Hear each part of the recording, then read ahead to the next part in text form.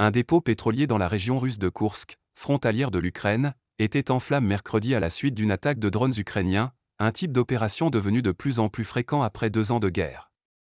De son côté, l'armée de l'air ukrainienne a dit avoir détruit dans la nuit 38 des 42 drones explosifs lancés par la Russie lors d'une attaque sur une dizaine de régions d'Ukraine qui a fait au moins 7 blessés.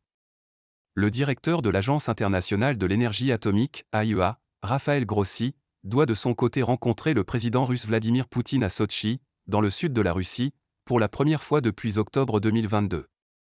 Depuis plusieurs mois, une partie de la stratégie militaire de Kiev consiste à attaquer les lignes arrières de son adversaire, loin du front, un moyen de dérégler la logistique de l'armée russe qui approvisionne ses troupes en munitions et en carburant via les régions frontalières.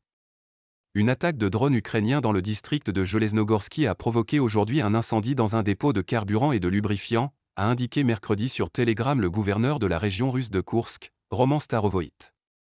Un réservoir de carburant est en feu, il n'y a pas de victimes, a-t-il ajouté.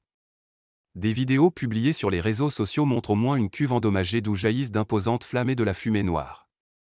Quelques minutes plus tard, M. Starovoït a affirmé qu'un deuxième drone ukrainien a touché le dépôt pétrolier, assurant que là encore, l'attaque n'avait pas fait de victimes et que la défense antiaérienne travaille. Selon l'agence russe TASS, le dépôt appartient au groupe minier Varitchev qui fait partie de l'entreprise sidérurgique Metalo-Invest, fondée par l'oligarque Alexei Ousmanov. Le ministère russe de la Défense n'a pas commenté cette attaque, comme à son habitude, mais a affirmé avoir détruit dans la nuit de mardi à mercredi 3 drones ukrainiens, 2 au-dessus de la région de Voronezh et un autre au-dessus de la région de Belgorod, toutes 2 frontalières de l'Ukraine. Ces attaques n'ont pas fait de victimes, selon cette source. Depuis le début de l'assaut russe en Ukraine, en février 2022, le territoire russe est régulièrement touché par des frappes imputées à Kiev qui visent en particulier, ces dernières semaines, des dépôts de pétrole et des raffineries. Rencontre Grossi-Poutine. De son côté, l'armée de l'air ukrainienne a affirmé mercredi avoir détruit 38 drones sur 42 lancés par la Russie lors d'une attaque nocturne sur une dizaine de régions d'Ukraine, qui a fait au moins 7 blessés. Les forces d'occupation ont attaqué avec 5 missiles guidés S-300 et 42 Shahed+, a indiqué l'armée de l'air en faisant référence aux drones explosifs de fabrication iranienne utilisés par Moscou.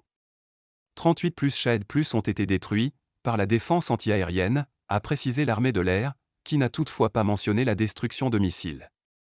Une frappe a notamment touché la ville de Soumy, nord-est, où 7 personnes ont été blessées, dont un garçon de 10 ans, selon le bureau du procureur général. Cette attaque survient au lendemain de la destruction revendiquée par l'Ukraine d'un navire de guerre russe près de la péninsule de Crimée, annexée par Moscou en 2014. Les forces russes, qui ont grignoté du terrain ces dernières semaines dans le Donbass, visent quasi quotidiennement des régions et villes d'Ukraine éloignées du front lors d'attaques avec des drones explosifs et des missiles guidés. Parallèlement, le directeur de l'AIEA Raphaël Grossi se trouve mercredi dans la station balnéaire de Sotchi en Russie pour échanger avec Vladimir Poutine et Alexei Likhatchiov, le chef de l'agence nucléaire russe Rosatom. Le président russe avait brandi fin février une menace réelle de guerre nucléaire en cas d'escalade du conflit en Ukraine. Par ailleurs, le Kremlin a dit mercredi ne pas reconnaître les mandats d'arrêt émis la veille par la Cour pénale internationale, CPI, à l'encontre de 2 hauts gradés russes accusés de crimes de guerre liés à des bombardements en Ukraine fin 2022 et début 2023.